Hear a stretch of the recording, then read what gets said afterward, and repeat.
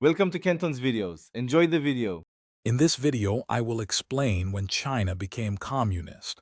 The People's Republic of China was officially established on October 1, 1949. This pivotal moment followed a prolonged period of internal conflict and struggle. It fundamentally reshaped the nation's political and social structure, setting a new course for its future. Understanding this date is key to grasping modern Chinese history. Before the establishment of the People's Republic, China endured a fierce civil war. This conflict was primarily fought between the Nationalist Party, led by Chiang Kai-shek, and the Communist Party, under the leadership of Mao Zedong. The Communist forces, through strategic campaigns and popular support, gradually gained the upper hand, leading to the eventual defeat of the Nationalists.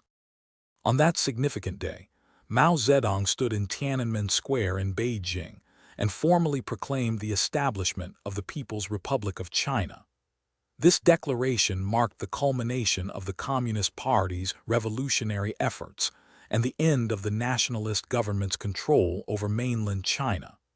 It was a moment that profoundly altered the geopolitical landscape.